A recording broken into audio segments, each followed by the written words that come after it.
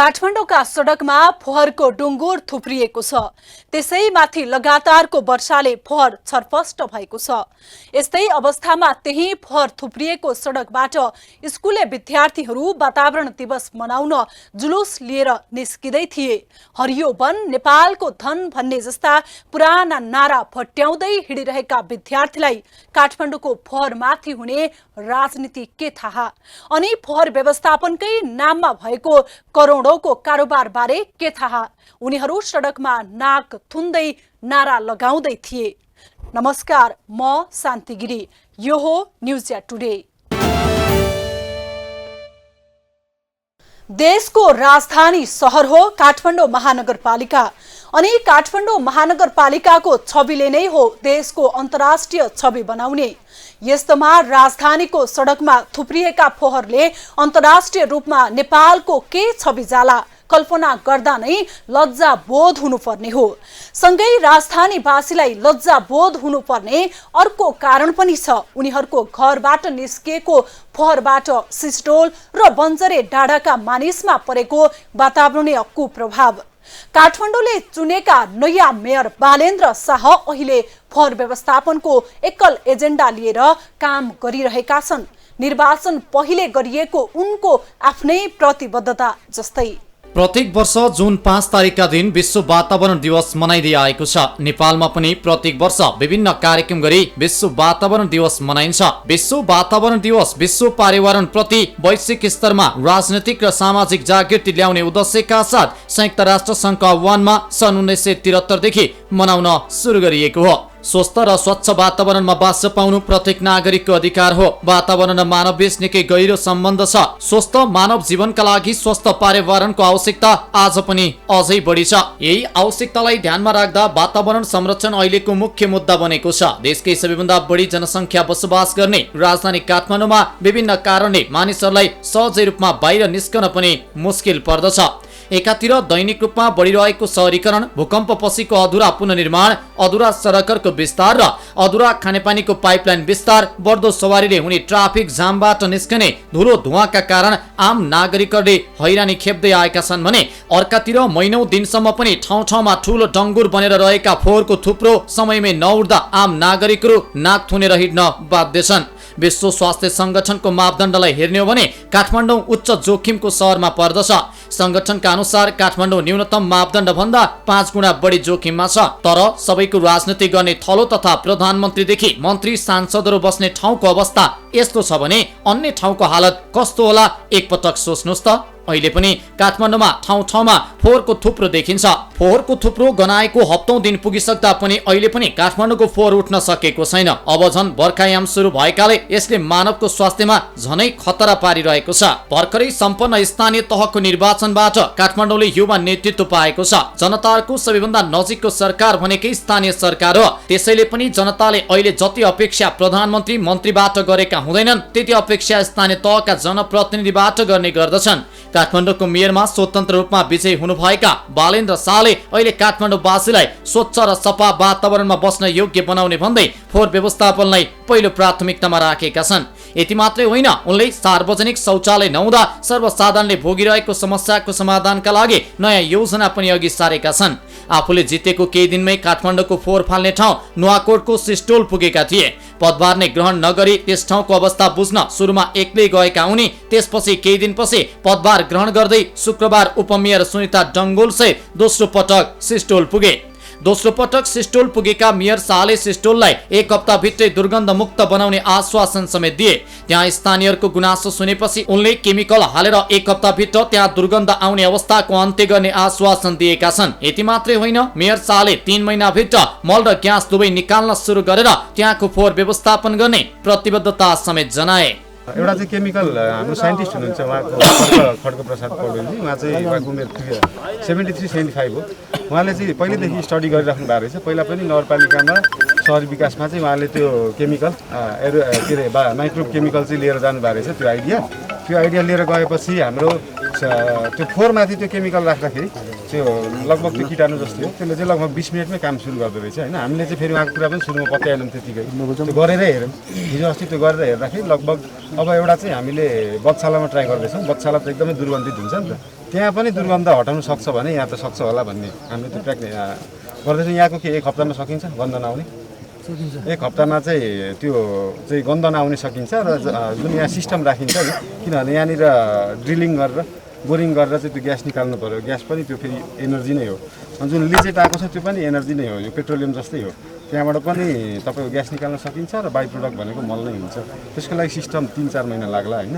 गन्ध नआउनलाई चाहिँ 1 हप्ता लाग्छ होइन। त्यो केमिकल हालिसकेपछि, केमिकल हाल्न चाहिँ यहाँ केमिकल आउनु पऱ्यो है, फेरि केमिकल आउने ट्रक रोकिनु भएन होइन।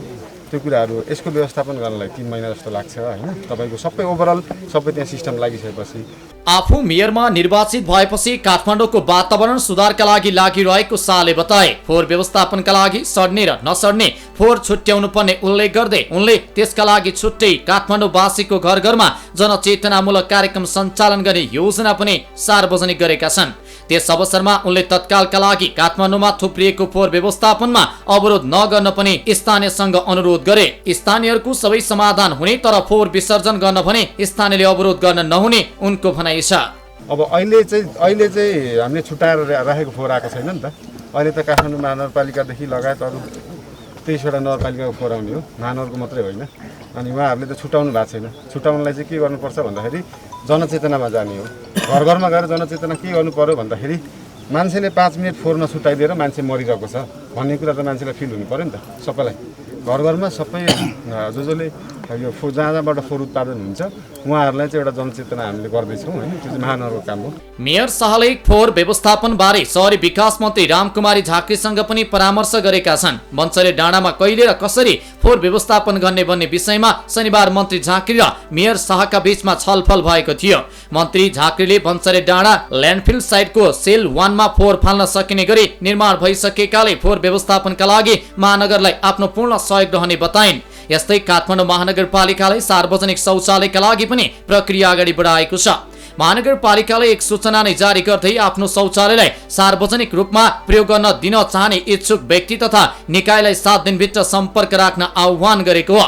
होटल, रेस्टुरेन्ट, बैंक, व्यापारिक भवन, मल, सपिङ कम्प्लेक्स, कम्पनी, फर्म, व्यावसायिक गैर सरकारी सङ्घ संस्थाको शौचालयलाई सार्वजनिक रूपमा प्रयोग गर्न दिन इच्छुकहरूलाई बबरमल स्थित सार्वजनिक निजी साझेदार इकाइ वा महानगरपालिकाको प्रशासन विभागमा सम्पर्क राख्न भनिएको छ।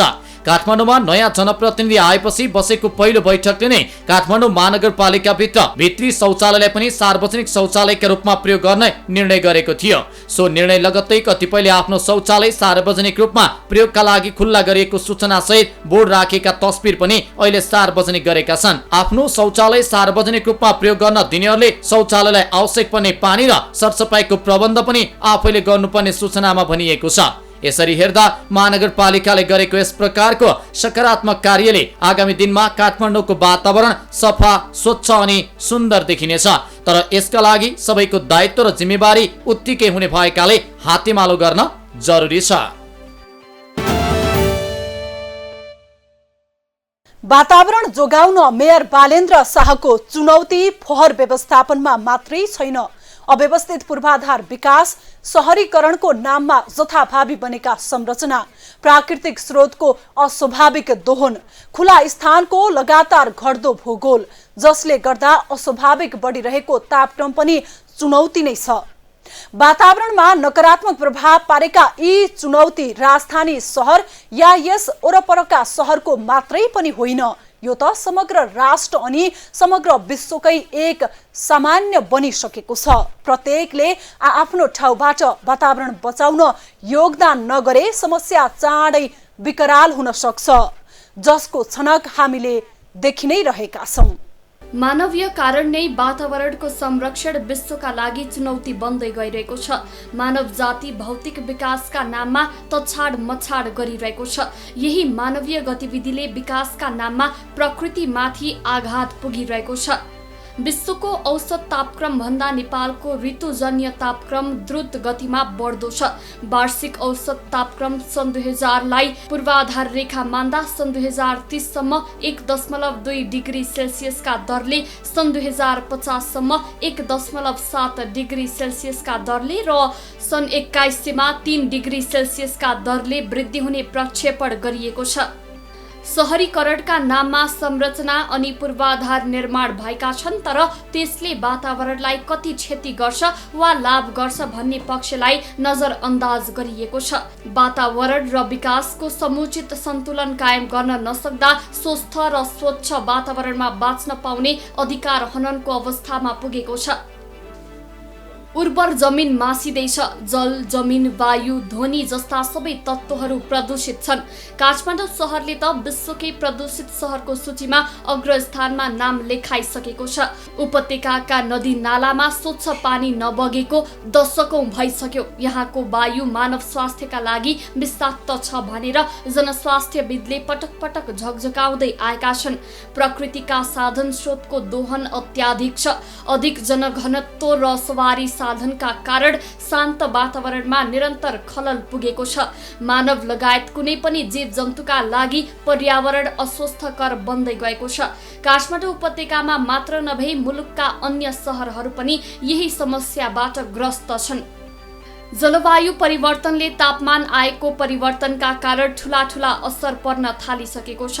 विकसित देशमा भएका औद्योगिक क्रान्ति, वन विनाश, शहरीकरण, आणविक भट्टीहरूको स्थापना र सुविधाजनक जीवनशैलीका कारण अत्याधिक मात्रामा कोइला र पेट्रोलियम पदार्थको प्रयोगबाट कार्बन उत्सर्जनका साथै हानिकारक हरित गृह ग्यासहरू उत्पादन भई पृथ्वीको तापमान बढ्ने क्रम जारी छ। तापमान बढेसँगै यसबाट उत्पन्न जलवायु परिवर्तनका प्रभावबाट पर्न जाने नकारात्मक असर धेरै क्षेत्रमा देखिन थालेका छन्। नेपालको हकमा यसले वर्षाको प्रवृत्तिमा व्यापक फेरबदल, हिमताल विस्फोटन, अनपेक्षित विपद लगायतका असर पर्ने, जसले गर्दा खाद्य उत्पादन, जलस्रोत व्यवस्थापन तथा जनजीविकामा प्रभाव पर्ने बताइन्छ। तापक्रम वृद्धिले औसत वर्षाको परिमाण मध्यम कालमा 2 देखि 6% अनि दीर्घकालमा 8 देखि 12% बढ्ने वन तथा वातावरण मन्त्रालय तथा अन्तर्राष्ट्रिय एकीकृत पर्वतीय विकास केन्द्र इसीमोडको अध्ययनले देखाएको छ। जलवायु परिवर्तनको असरले मुख्य गरी वन तथा जैविक विविधता, जलस्रोत र ऊर्जा, कृषि तथा खाद्य सुरक्षा, मानव स्वास्थ्य र भौतिक पूर्वाधार जस्ता क्षेत्रमा प्रभाव पारेको देखिन्छ। मनसुनी वर्षामा आधारित कृषि प्रणालीमा अतिवृष्टि र अनावृष्टिका कारण खाद्य असुरक्षा बढ्दो छ। चाँदी जस्तै टल्किने हिम श्रृङ्खलाले नेपाललाई संसारमा चिनाउनुका साथै पर्यटन व्यवसायबाट राज्यलाई आर्थिक लाभ दिएका छन्। तिनीहरू पग्लिने क्रम जारी छ। यसबाट पर्यटन, ऊर्जा र जलस्रोतमा कस्तो असर पर्ला? सुक्खा खडेरीका कारण धेरै जसो पानीका मुहान सुकी पिउने पानीको अभाव भएको छ, जसले गर्दा पहाडी क्षेत्रबाट बसाई सराई बढेको छ। यसबाट तराईको वन तथा जैविक विविधता नाश हुने क्रम बढ्दो छ।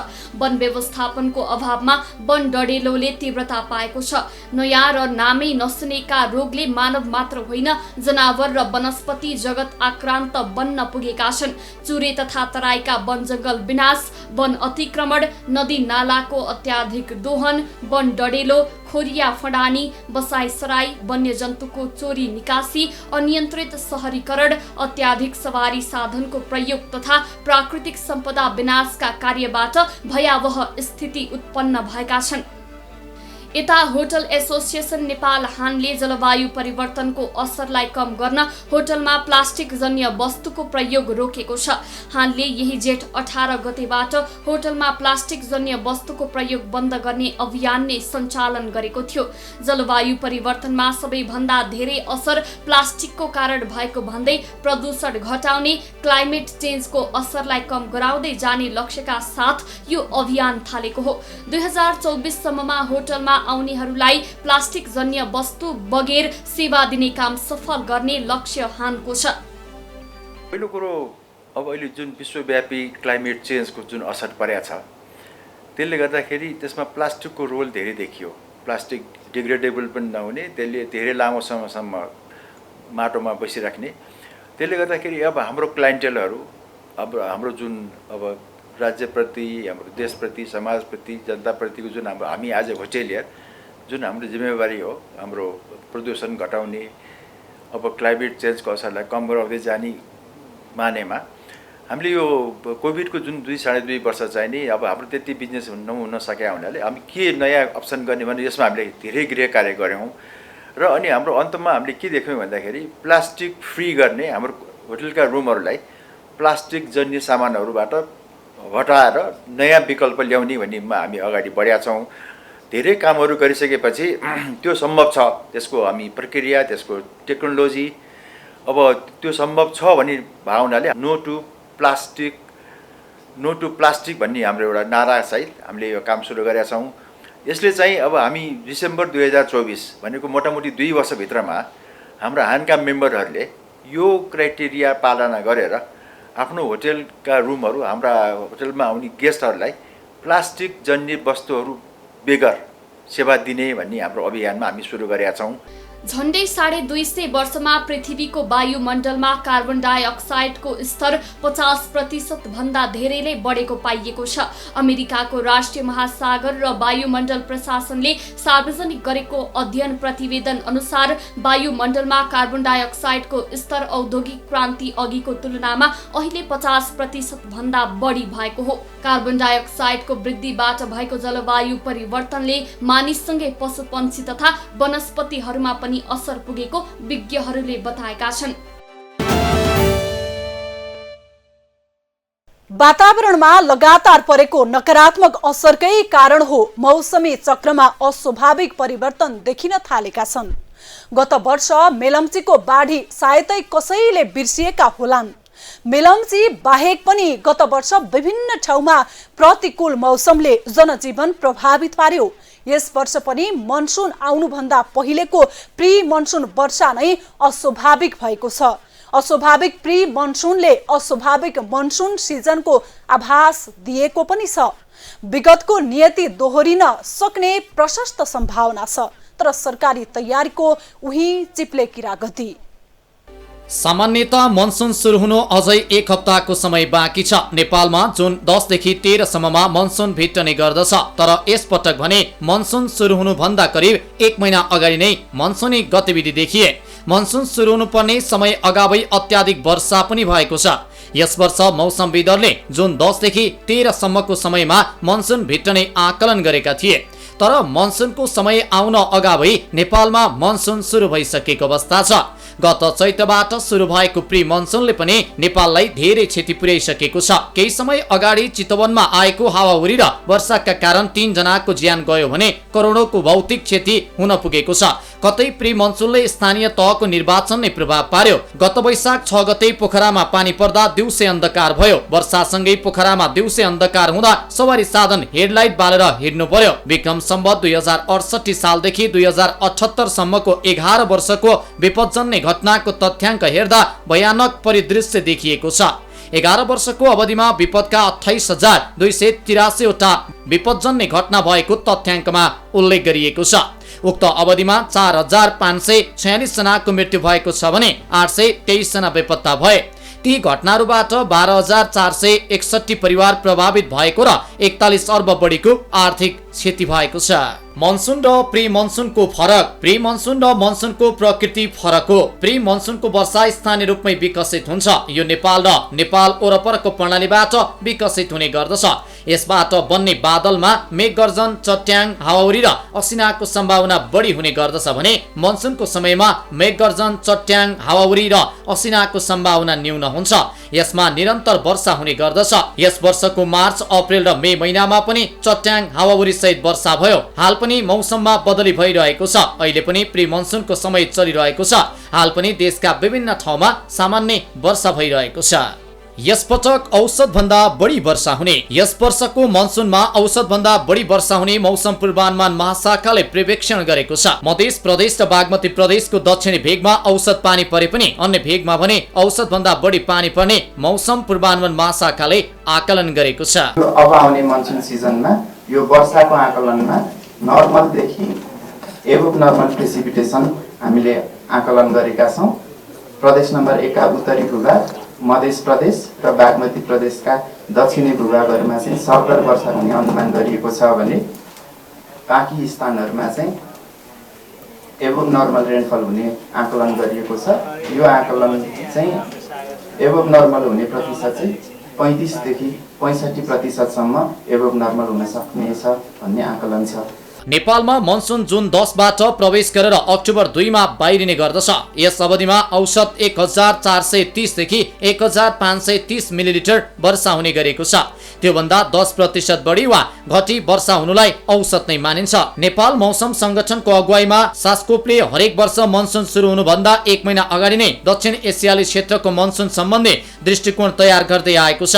सामान्यतः अंग्रेजी महिनाको जुन 10 देखि सेप्टेम्बर सम्मका 4 महिनाको अवधिमा दक्षिण एसियाली मनसुन अवधि मानिन्छ। सो अवधिमा नेपालमा वार्षिक वर्षाको करिब 80% वर्षा हुने गर्छ।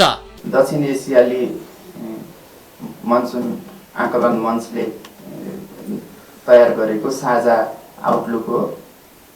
सास्कफको प्रेसिपिटेसन आउटलुक अनुसार नेपालभरि लगभग सबै क्षेत्रहरूमा अधिक सरदरभन्दा बढी वर्षा एबोभ नर्मल रेनफल हुने आकलन गरिएको छ। यसै गरी अधिकतम तापक्रमको हकमा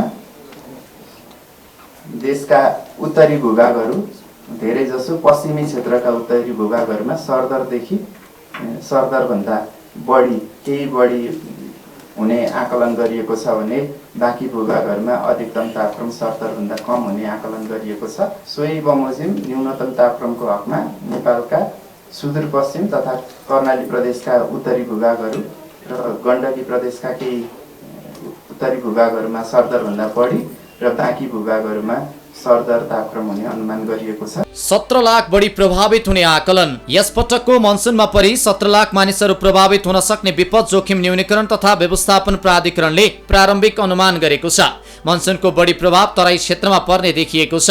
मनसुनका बेला विशेष गरेर बाढी पहिरोका घटना बढी हुने गरेका छन्। मनसुनका बेला अधिकतम तापक्रम औसतभन्दा कम हुने र न्यूनतम तापक्रम औसतभन्दा बढी हुने गर्दछ। हरेक वर्षको मनसुनको समयमा यस्ता विपदबाट सयौं संख्यामा ज्यान जाने गरेको छ भने करोडौंको भौतिक क्षति हुने गरेको छ। यस पटक मनसुन अगावै अत्याधिक वर्षा भइरहेको छ भने मौसममा छिनछिनमा परिवर्तन आइरहेको छ। यस वर्ष 10 दिनमा हुनुपर्ने वर्षा 1 दिनमै भइदिने परिदृश्य दोहोरिन सक्ने मौसमविदको आकलन छ। गत वर्ष पनि मनसुनमा औसत भन्दा बढी वर्षा भयो, जसले ठूलै प्राकृतिक विपत्ति पनि निम्त्यायो, जसले थुप्रै भौतिक र मानवीय क्षति बिहोर्नु पर्यो। मनसुन जन्ने विपदबाट मुलुकमा वर्षेनी ठूलो जनधनको क्षति हुने गरेको छ। अघिल्लो वर्ष मात्रै 300 भन्दा बढीको त मानवीय क्षति नै भयो। भौतिक संरचना तर्फ पनि ठूलो क्षति भयो। गत वर्ष मंसिरमा भएको आकस्मिक वर्षाका कारण करिब 5 अर्ब 72 करोड रुपैयाँ बराबरको धानबालीमा क्षति भएको प्रारम्भिक विवरण कृषि तथा पशुपक्षी विकास मन्त्रालयले सार्वजनिक नै गर्यो। मौसम पूर्वानुमान महाशाखाले यस वर्ष त झनै धेरै वर्षा हुने अनुमान गरेको छ। पूर्व तयारी शून्य। सरकारले यस वर्ष मनसुन जन्ने विपदबाट 17 लाख भन्दा बढी मानिसहरू प्रभावित हुन सक्ने आकलन पनि गरेको छ। पूर्व तयारीका नाममा भने अघिल्लो वर्षमा जस्तै बाढी पहिरो सम्भावित क्षेत्रमा पूर्व सूचना प्रणालीको व्यवस्था गर्नु बाहेक सरकारले केही काम गरेको छैन। प्राधिकरणले विपदका घटना भएमा उद्धारका लागि हेलिकप्टर तयारी अवस्थामा राख्ने, सम्भावित क्षेत्रमा तालिम प्राप्त सुरक्षाकर्मी राख्ने भनेको छ। यसैगरी उद्धारका लागि आवश्यक सामग्री स्थानीय तहमा पठाइएको र सातवटै प्रदेशमा राहतका लागि खाद्यान्न भण्डारण गरिएको दाबी प्राधिकरणको छ। तर जोखिम रोक्न थप पहल नहुँदा यस पटक पनि विपदबाट थप क्षति नहोला भन्न सकिँदैन। बजेटमा विपद। केही दिन अगाडि मात्रै सरकारले आगामी आर्थिक वर्ष 2079-80 को बजेट सार्वजनिक गरेको छ। यस वर्षको बजेटले पनि विपद न्यूनीकरणलाई खासै समेट्न सकेको छैन। विपद न्यूनीकरणका लागि सरकारले टालटुले नीति मात्रै अघि सारेको देखिन्छ। विपद न्यूनीकरणका लागि सरकारले राष्ट्रिय विपद जोखिम न्यूनीकरण तथा व्यवस्थापन प्राधिकरणका लागि रु 1 अर्ब 61 करोड बजेट विनियोजन गरेको छ। विपद पूर्व तयारी, खोज, उद्धार, राहत तथा पुनर्स्थापनामा स्वयंसेवक परिचालन गर्ने भनिएको छ। यस्तै आगामी आर्थिक वर्षको बजेटमा विपद उद्धार कार्यलाई प्रभावकारी बनाउन पूर्वमा सप्तरी र पश्चिममा कैलाली जिल्लामा सशस्त्र प्रहरी बल मातहत विपद उद्धार तालिम शिक्षालय स्थापना गर्न आवश्यक रकम विनियोजन पनि गरिएको छ। तर यति मात्रै पर्याप्त देखिँदैन। प्री मनसुनमै पनि मानवीय तथा भौतिक क्षति मुलुकले बेहोरिसकेको छ। तर अझै पनि मनसुन भित्रने समय आउन लाग्दा पनि सरकारको तयारी खासै देखिँदैन। पूर्व तयारी गर्नुपर्ने बेला कानमा तेल हालेर बस्ने अनि घटना भइसकेपछि राहतका नाममा खाद्यान्न बोकेर हिँड्ने परिपाटीको अन्त्य गर्न सरकारको विपदको पूर्व तयारीमा जुट्नुको विकल्प छैन। विगतमा भएका विपदका घटनाबाट पनि सरकारले पाठ सिकेर अब सबै काम छोडेर विपद न्यूनीकरणमा विशेष जोड दिनुपर्छ।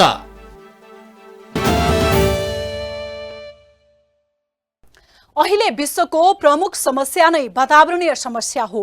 विश्वमा बढ्दो औद्योगिकरण, त्यसका कारणले हुने कार्बन उत्सर्जन, पृथ्वीको बढ्दो तापक्रमका कारण हिमाली क्षेत्रमा परेको असर, हिमतालहरूको घट्दो क्षेत्रफल अनि हिमाली क्षेत्रबाट बग्ने नदीहरूको अकल्पनीय व्यवहार साँच्चै भयावह भविष्यको संकेत हो। त्यसैले त विश्वका सरकारहरूको मुख्य एजेन्डामा अहिले वातावरणको विषय पनि हुने गरेको छ। हामी पनि बेलैमा सजग भइरहेकै त होला नि, होइन त? हस् त आजलाई न्युज एट टुडे यति नै। हामी सबैलाई बिदा दिनुहोस्। नमस्कार।